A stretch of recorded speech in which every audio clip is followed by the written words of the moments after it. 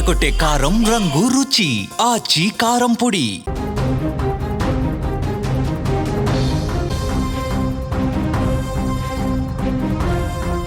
Breaking news. ఆంధ్రప్రదేశ్లో భారీ వర్షాల ప్రభావం ఎప్పట్లో తగ్గేలా లేదు.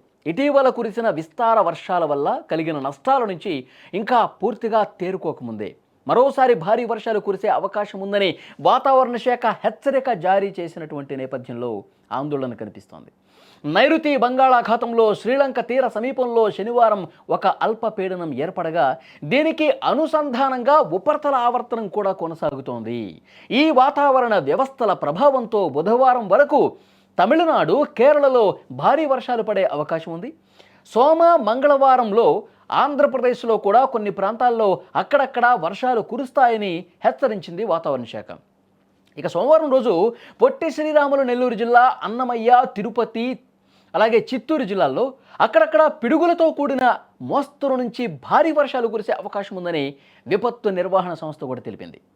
ప్రకాశం, వైఎస్ఆర్ కడప జిల్లాల్లో అయితే తేలికపాటిగా లేదంటే మోస్తరుగా వర్షాలు పడే అవకాశం ఉందని అంచనా వేసింది. మంగళవారం రోజు కూడా నెల్లూరు, తిరుపతి జిల్లాల్లో మోస్తరు నుంచి భారీ వర్షాలకు అవకాశం ఉంది. ప్రకాశం, శ్రీ సత్యసాయి, వైఎస్ఆర్ కడప, అన్నమయ్య, చిత్తూరు జిల్లాల్లో అక్కడక్కడ తేలికపాటి నుంచి మోస్తరుగా వర్షాలు కురిసే అవకాశం ఉందని చెప్పి వాతావరణ శాఖ తెలియజేసింది.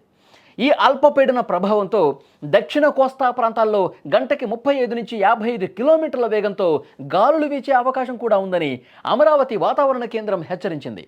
మత్స్యకారులు సోమవారం వరకు సముద్రం వేటకు వెళ్లకుండా జాగ్రత్తలు తీసుకోవాలని సూచించింది. ఇదే కాదు, మరో వానగండం కూడా ఉన్నట్టు వెదర్ రిపోర్ట్ చెప్తోంది.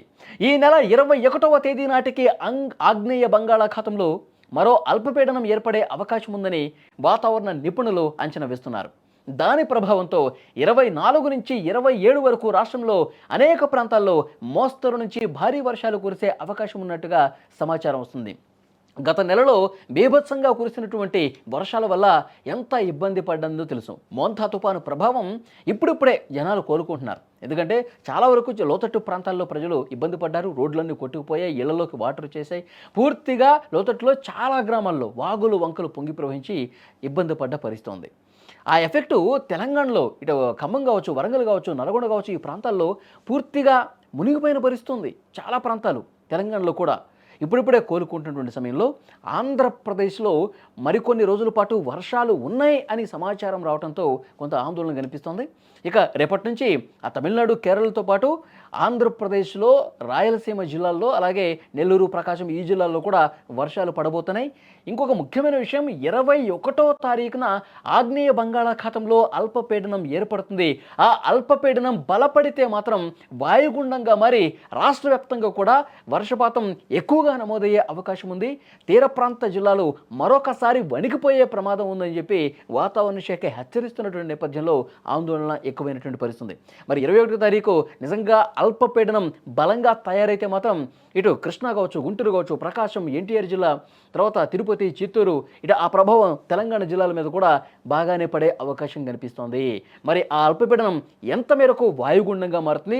వాయుగుండంగా మారినటువంటి అల్పపీడనం, ఎందుకంటే ఆ ఆగ్నేయ బంగాళాఖాతంలో ఏర్పడినటువంటి ఈ అల్పపీడనం బలపడే ఛాన్సెస్ ఎక్కువ ఉంది. మరొకసారి భారీ వర్షాలు కురిసే అవకాశమే ఎక్కువ ఉందని చెప్పి అంచనా కడుతున్నారు ప్రస్తుతం అయితే. ఒకవేళ ఆ అంచనానే నిజమైతే మాత్రం పెద్ద ఎత్తున మళ్ళొక్కసారి 2 తెలుగు రాష్ట్రాల్లో భారీ వర్షాలు కురిసే అవకాశం ఉంది. ఆ విధంగా వాయుగుండంగా బలపడితే మాత్రం అప్పటికి అధికార యంత్రాంగం మరింత అప్రమత్తంగా ఉండి, గతంలో మోంతా తుఫాను వల్ల ఏ విధంగా అధికార యంత్రాంగం ముందస్తుగా అలర్ట్ అయ్యి అక్కడ ఏర్పాట్లు చేశారు, మళ్ళీ అలాంటి ఏర్పాట్లు చేయాల్సినటువంటి అవసరం ఉంది. తీర ప్రాంత జిల్లాల్ని మరింత అలర్ట్ చేయాల్సినటువంటి అవసరం ఉంది. ఇంకా వారం రోజులు ఉంది కాబట్టి చూడాలి.